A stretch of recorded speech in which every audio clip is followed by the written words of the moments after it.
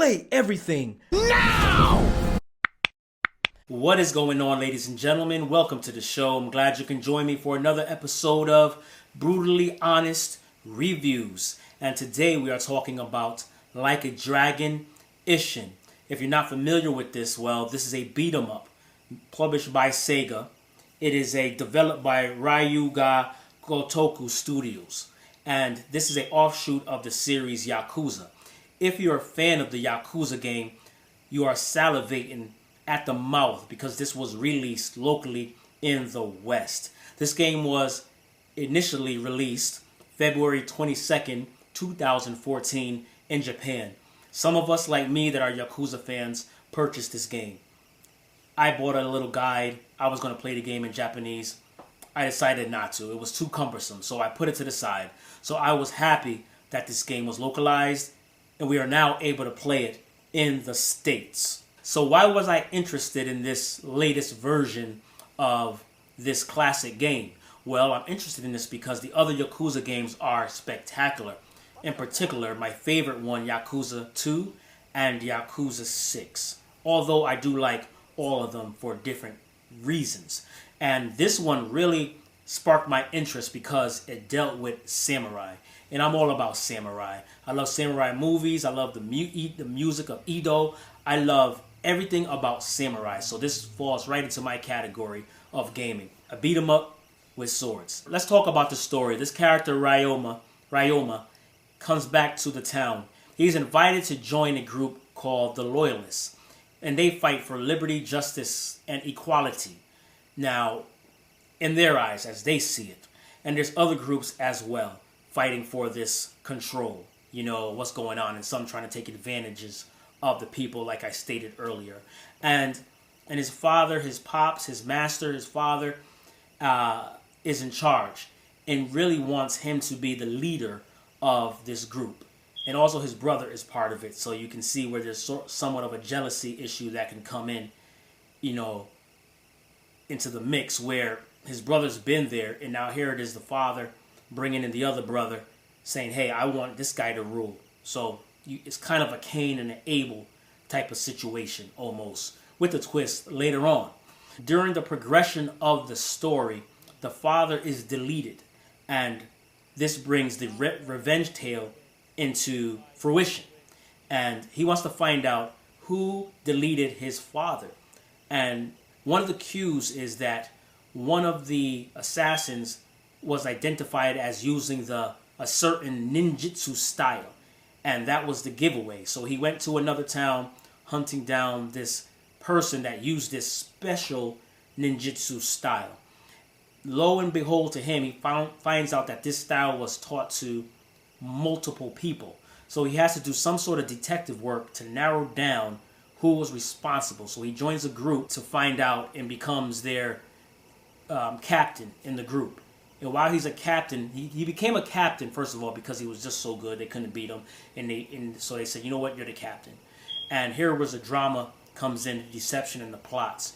So without ruining the story for you guys, that's where the story goes from there. He's trying to find out who deleted his father. He's in the actual camp of the people, you know, who did it. One of the people in that camp is responsible, if not multiple. And is this a massive plot? And do they really know who he is and they're just playing along, you know, until endgame. So it was an excellent story. Very engaging. You will thoroughly enjoy it. Brilliant combat. Brilliant sword play. You can mix it up. Plots here and there. Keeps you on the edge of your seat. It's like a detective tale. And it's just perfect. The main story was perfect. Now, moving on to the sub-stories in the game. So normally games try to fill up space with different sub-stories that you can do. And I have to give you my brutally honest opinion on this. So moving on to the sub-stories. Sub-stories, for the most part in games, have been pretty good. In some instances, sub-stories are actually better than the main campaign mission. But in this case, I think they fell to the wayside, and the sub-stories are absolutely horrendous as far as entertainment purposes. They're boring. Now, when you play these sub-stories, they're dealing with political issues of society.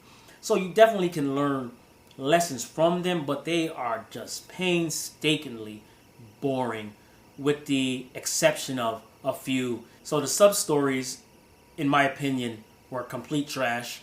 They deal with political issues, which is good, but they were just boring. All boring, put you to sleep. You really didn't want to complete them. So I completed a majority of them, I would say about 80%, and then I just couldn't take it anymore. But if you complete all the sub-stories and the battle arenas and so forth, then you unlock a boss and so forth. I wasn't willing to do all of that. Maybe I'll do it one story a day since I completed the game just to fight the secret bosses and so forth. But you can skip the sub-stories and just rock out with just the campaign. You'll be just fine. Of course, there are exceptions to the rule with the sub-stories. There's like 3 standout sub-stories that are actually good. The Pelican Ride, one where you're dealing with the lady who collects money from people. I forgot the actual name of the story. Then there was another one. But you're not missing anything if you don't play the sub-stories and just concentrate on the main campaign. You also have a lot of mini games in there.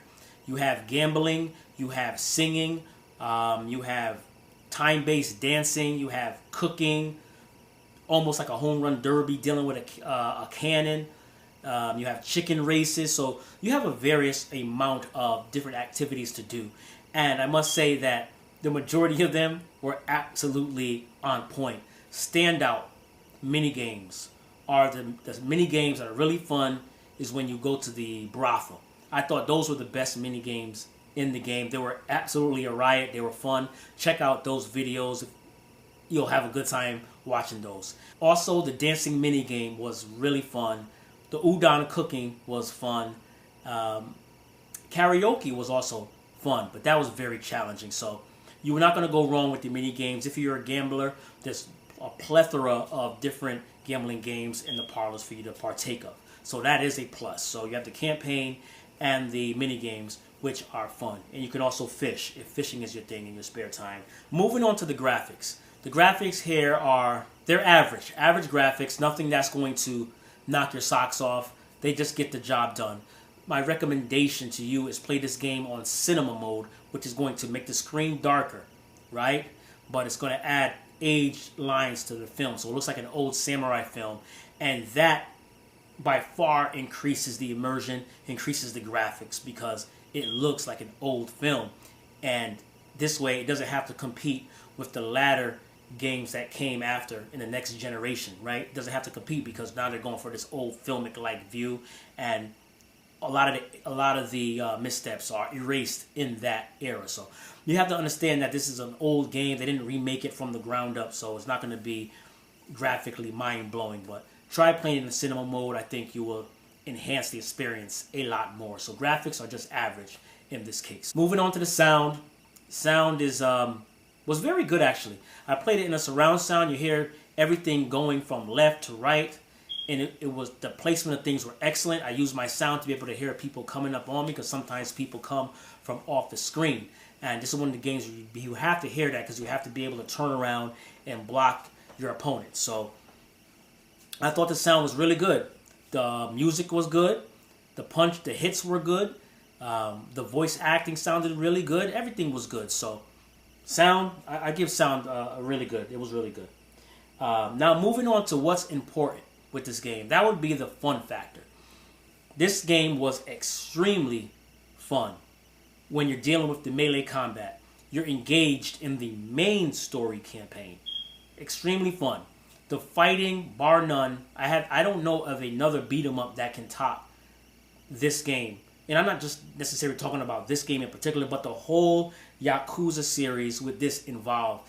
I think this is the best beat 'em up game on the market in general. So you can't go wrong with the fun factor if you love beat 'em ups. If you enjoy a good samurai story, you just want to watch it for the story, put it on easy mode. Cruise through, check out the main story. You will thoroughly enjoy it. I'm very happy that this game was localized. I would much rather a reboot from the ground up, but that's maybe asking a lot. We at least got the game to play in English, so I'm grateful for that. And my final thoughts: is this a buy? Is it a pass? It is a rent. For those of you that enjoy Yakuza, like the Dragon, you enjoy Sega, you enjoy this beat 'em ups, this is definitely a buy. You should add it into your collection. if you're not really a fan of the series, but you enjoy beat 'em ups and you want to try this series, I suggest you just rent this game first to see if this is your cup of tea. Because this particular game also, that I forgot to mention, is a grind. All of the Yakuza games are not like this as far as the grind is. I thought the grind was over the top and it almost borderlined too much grinding. Too much grinding. But I guess in the end, it leaves you with something to do once you beat the game. So it could be a plus for some and a negative for others. But in my case, it was a negative for me. The grind was too much.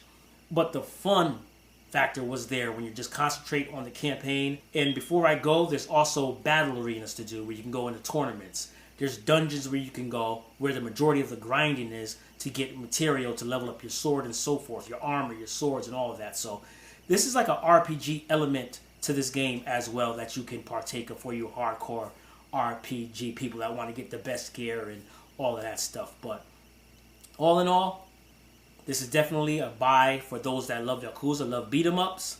It is a rent for those that kind of want to dabble and see what this Yakuza series is about. And if you're a dabbler, though, before I go, maybe you want to check out Yakuza 0. You want to check out Yakuza 6 and check out those games because those are not as much as a grind as this one is. But this may be a good entry for you, so hope this review was helpful for you. Me personally, I enjoyed the game. So check out all my videos covering the game below, and I will see you on the next video. Peace.